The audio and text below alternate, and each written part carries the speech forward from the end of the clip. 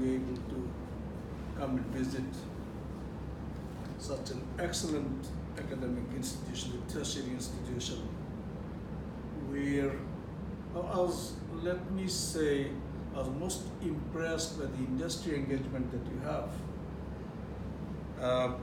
I'm very much impressed by all the members of staff that I've spoken with, I should say. And I'm also impressed by the quality of the students that's walking around this campus. This is a fantastic campus. I wish we had one like this, with all these open grounds, nice manicured gardens and play fields, etc. At this stage, let me say something about my university.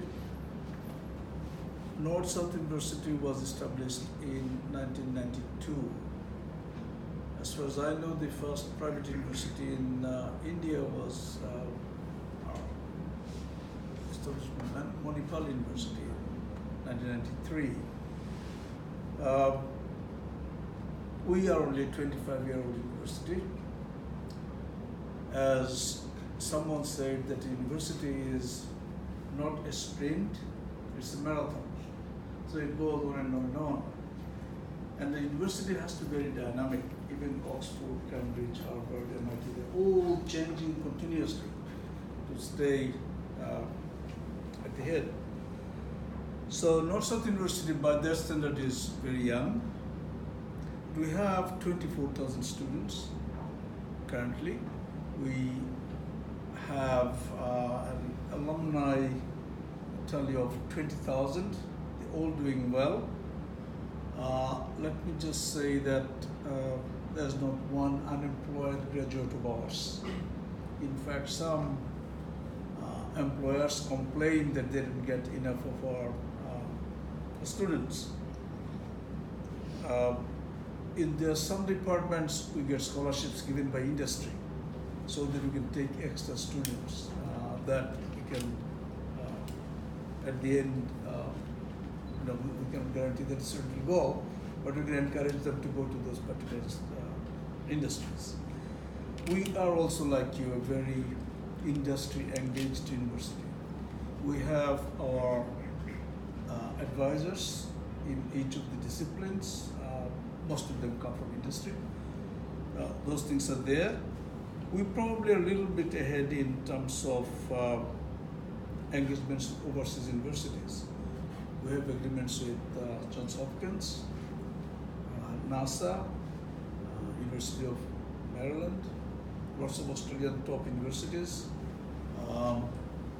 George Washington University, University of Texas at Dallas, Texas at Arlington. To give you some example, with Johns Hopkins and NASA, we're doing joint projects. It's basically about prediction of diseases like cholera in advance, so that measures can be taken before the onslaught starts. This is done with data from the NASA satellites, long-term weather predictions, because a lot of these diseases arise out of atmospheric conditions. So the Johns Hopkins scientists and our scientists, they model, and based on those models, they predict in which particular area an epidemic might start by about what time, and preemptive measures can be taken. We have similar programs, in different fields of different universities.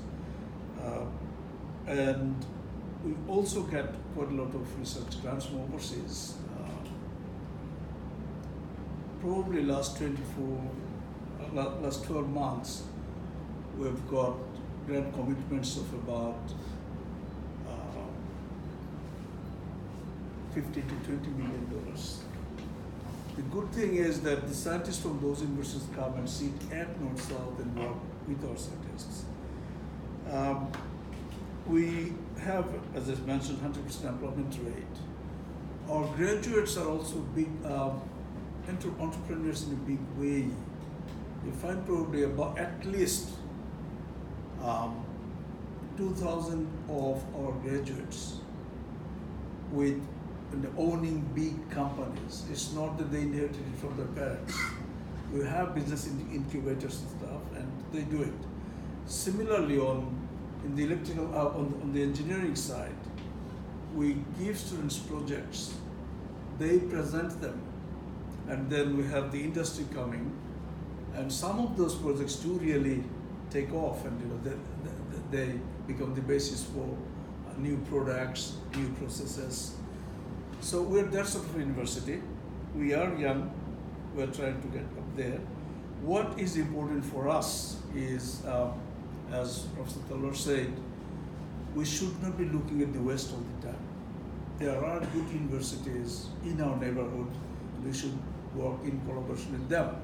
The other thing is, today you see the West as the center of everything, but that center of economic gravity, technological gravity is moving towards the East. And we will be at the center of things, I think within 20 to 30 years. So let us get prepared, let us get organized, let us get our house together before that happens, and let's also help the process. I believe that all of us can do well, both of us can do well in terms of learning from each other. We can help each other in going up in rankings, because we need staff from international universities, from overseas universities, from foreign universities to come and teach us. It cross-fertilizes. It gives a very different experience to our students. We need students, our students, to go and experience a different thing. What I experienced here in the last couple of hours, if one of our students can spend 2 months here, 1 semester here, I'm sure they will go back so much enriched. And these are the sort of things that we should encourage, we should miss out from. So my main interest would be staff exchange. You come and visit us anytime. Student exchange and joint research. We have some kind researchers that publish in the Nature and ABDC, A+, kind of journals, but then a lot of them don't publish at all. So we need to have, we need to spread the disease of research and publications at the lower level. And to do that, we need some lead researchers that you have in engineering, you have in business, let them come. We also have some good ones, let them come here and work with you. So that is the whole purpose of this. And I'm proud to announce that outside of Europe, particularly in the subcontinent, BML Munjal University, the first one with whom we signed this treaty.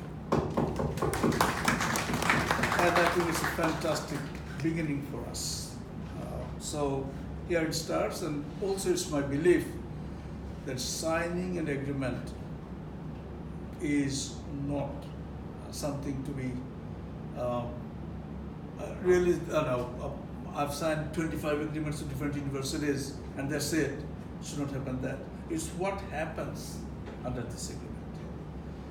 So I would say that I would welcome some of your staff. Even if you can send me 2 or 3, let it happen quickly. Even if you give us 4 or 5 students, let them come quickly. And we do the same thing. Let us start working on it. Let us start on a small scale. Maybe 1, maybe 2, maybe 5, but let it begin the exchange. That's what I'll do. I'll emphasize. One thing that we can say is that we don't have fantastic student dormitories like yours, but we can accommodate students in very good quality accommodations inside the campus to start with, if it's a matter of 5, 10, 15 students. If it's more, then we have to have some other facilities. But we have enough room at this stage.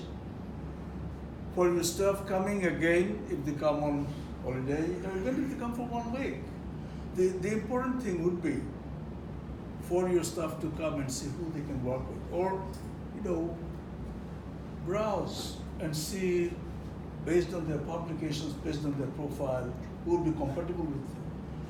Make 1 or 2 contacts, and then let us start the process. My idea is that there are universities that sign, we got MOUs signed with 200 universities, but that to me doesn't mean anything. When I became Provost Chancellor Engagement of Edith County University, the first thing I did was to cull 183 MOUs because there was no performance under them for at least 5 years.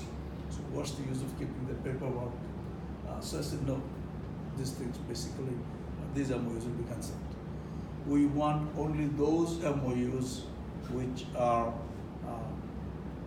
productive. We want only those bridges over which there will be traffic. No use building a bridge that's there.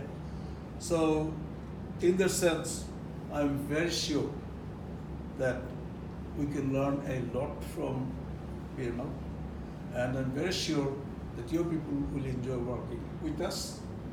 And with that, I ask cooperation from all of you, administration, staff, and students, to make this agreement successful, to make it thrive.